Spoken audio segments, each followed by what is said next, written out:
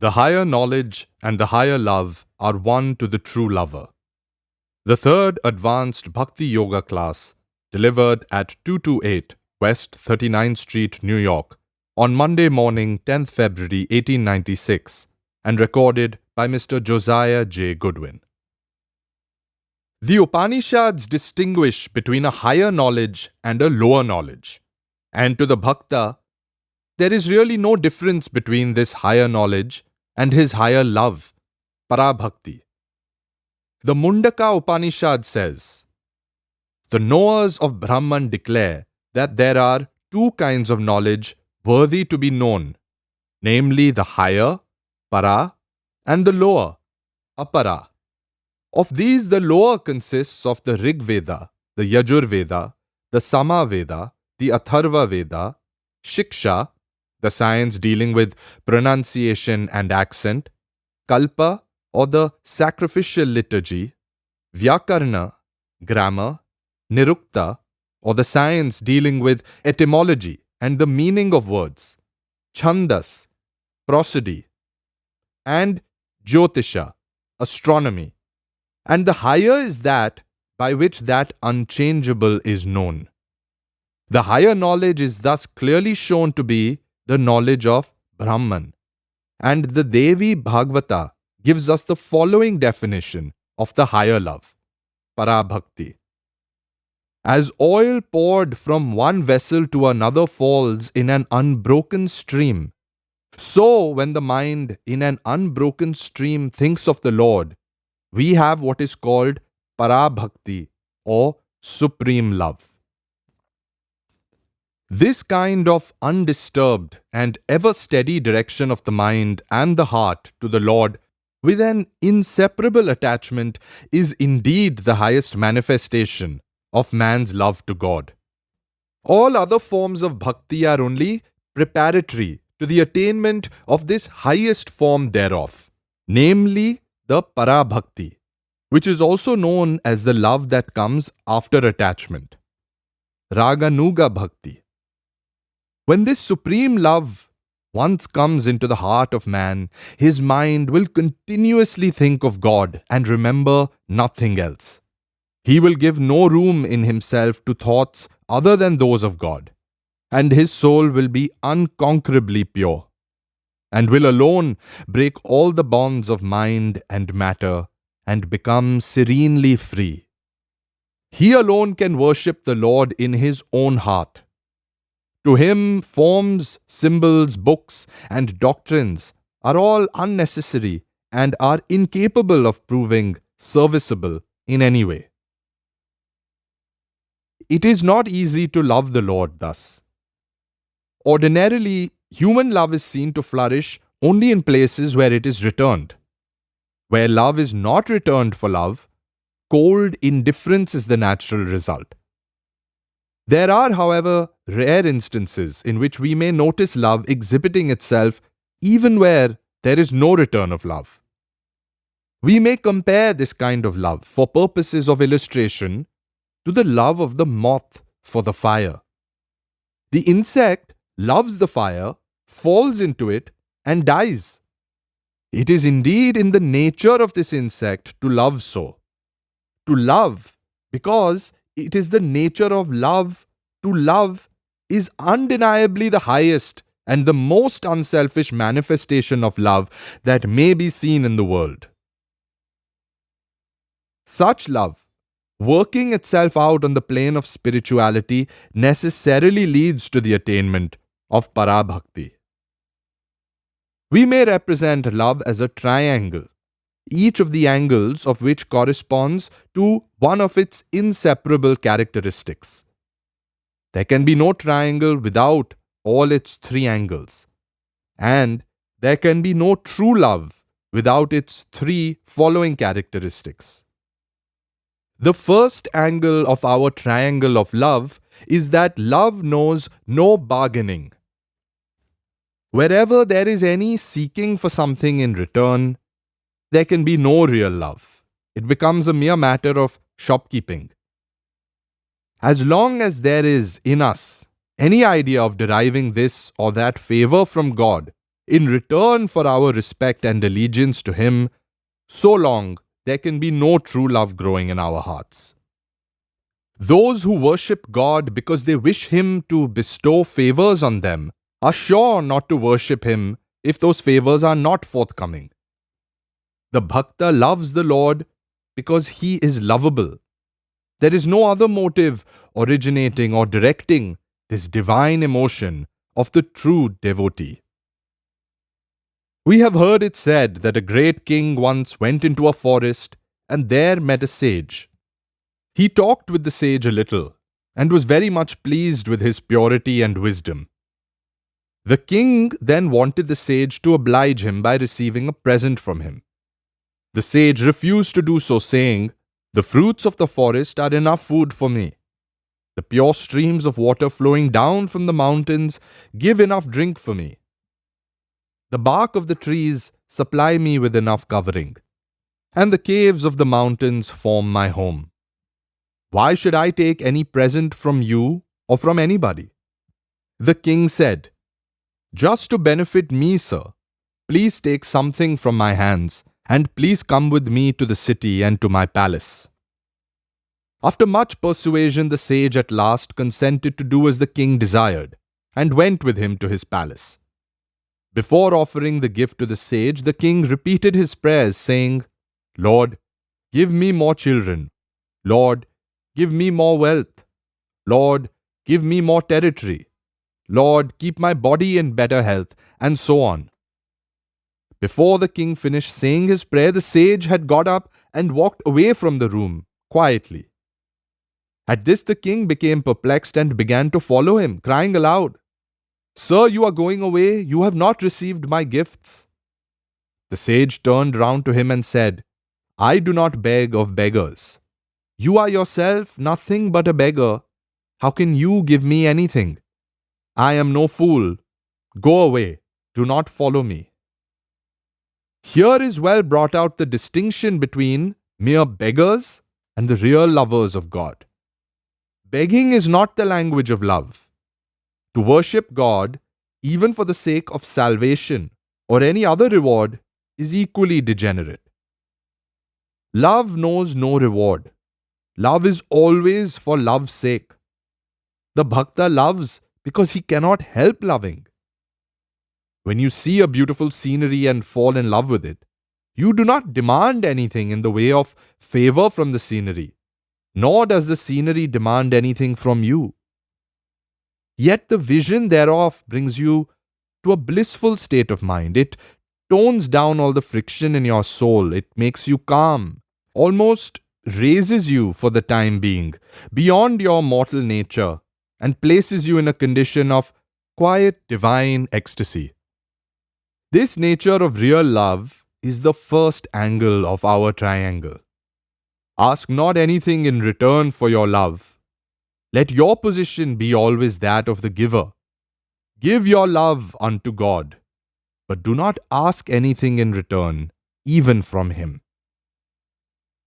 The second angle of the triangle of love is that love knows no fear. Those that love God through fear are the lowest of human beings, quite undeveloped as men. They worship God from fear of punishment. He is a great being to them, with a whip in one hand and the scepter in the other. If they do not obey him, they are afraid they will be whipped. It is a degradation to worship God through fear of punishment. Such worship is, if worship at all, the crudest form of the worship of love. So long as there is any fear in the heart, how can there be love also? Love conquers naturally all fear. Think of a young mother in the street and a dog barking at her. She is frightened and flies into the nearest house. But suppose the next day she is in the street with her child, and a lion springs upon the child. Where will be her position now? Of course, in the very mouth of the lion, protecting her child. Love conquers all fear. Fear comes from the selfish idea of cutting oneself off from the universe. The smaller and the more selfish I make myself, the more is my fear. If a man thinks he is a little nothing, fear will surely come upon him. And the less you think of yourself as an insignificant person, the less fear there will be for you. So long as there is the least spark of fear in you, there can be no love there. Love and fear are incompatible. God is never to be feared by those who love Him. The commandment, "Do not take the name of the Lord thy God in vain," the true lover of God laughs at. How can there be any blasphemy in the religion of love? The more you take the name of the Lord, the better for you, in whatever way you may do it. You are only repeating His name because you love Him. The third angle of the love triangle is that love knows no rival, for in it is always embodied the lover's highest ideal. True love never comes until the object of our love becomes to us our highest ideal. It may be that in many cases human love is misdirected and misplaced, but to the person who loves, the thing he loves is always his own highest ideal. One may see his ideal in the vilest of beings, and another in the highest of beings. Nevertheless, in every case, it is the ideal alone that can be truly and intensely loved. The highest ideal of every man is called God. Ignorant or wise, saint or sinner, man or woman, educated or uneducated, cultivated or uncultivated, to every human being, the highest ideal is God. The synthesis of all the highest ideals of beauty, of sublimity, and of power gives us the completest conception of the loving and lovable God. These ideals exist in some shape or other in every mind naturally. They form a part and parcel of all our minds. All the active manifestations of human nature are struggles of those ideals to become realized in practical life. All the various movements that we see around us in society are caused by the various ideals in various souls trying to come out and become concretized. What is inside presses on to come outside. This perennially dominant influence of the ideal is the one force, the one motive power that may be seen to be constantly working in the midst of mankind. It may be after hundreds of births, after struggling through thousands of years, that man finds that it is vain to try to make the inner ideal mold completely the external conditions and square well with them. After realizing this, he no more tries to project his own ideal on the outside world, but worships the ideal itself as the ideal from the highest standpoint of love. This ideally perfect ideal embraces all lower ideals.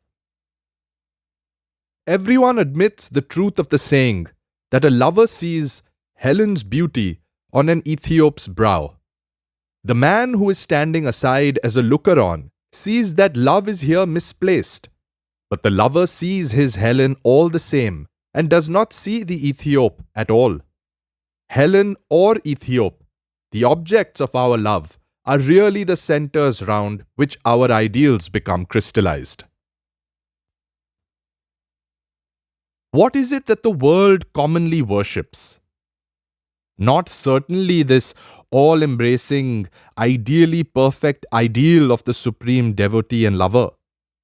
That ideal which men and women commonly worship is what is in themselves. Every person projects his or her own ideal on the outside world and kneels before it. That is why we find that men who are cruel and bloodthirsty conceive of a bloodthirsty God, because they can only love their own highest ideal. That is why good men have a very high ideal of God, and their ideal is indeed so very different from that of others. What is the ideal of the lover who has quite passed beyond the idea of selfishness, of bartering and bargaining, and who knows no fear? Even to the great God, such a man will say, I will give you my all, and I do not want anything from you. Indeed, there is nothing that I can call my own. When a man has acquired this conviction, his ideal becomes one of perfect love, one of the perfect fearlessness of love. The highest ideal of such a person has no narrowness of particularity about it. It is love universal, love without limits and bonds, love itself, absolute love. This grand ideal of the religion of love is worshipped and loved absolutely as such without the aid of any symbols or suggestions. This is the highest form of Parabhakti, the worship of such an all-comprehending ideal as the ideal. All the other forms of bhakti are only stages on the way to reach it. All our failures and all our successes in following the religion of love are on the road to the realization of that one ideal. Object after object is taken up, and the inner ideal is successively projected on them all. All such external objects are found inadequate as exponents of the ever-expanding inner ideal, and are naturally rejected one after another. At last, the aspirant begins to think that it is vain to try to realize the ideal in external objects, that all external objects are as nothing when compared with the ideal itself. And in the course of time, he acquires the power of realizing the highest and the most generalized abstract ideal entirely as an abstraction that is to him quite alive and real. When the devotee has reached this point, he is no more impelled to ask whether God can be demonstrated or not, whether he is omnipotent and omniscient or not. To him, he is only the God of love. He is the highest ideal of love, and that is sufficient for all his purposes. He, as love, is self-evident. It requires no proofs to demonstrate the existence of the beloved to the lover. The magistrate gods of other forms of religion may require a good deal of proof to prove them, but the bhakta does not and cannot think of such gods at all. To him, God exists entirely as love. None, O beloved, loves the husband for the husband's sake, but it is for the sake of the self who is in the husband that the husband is loved.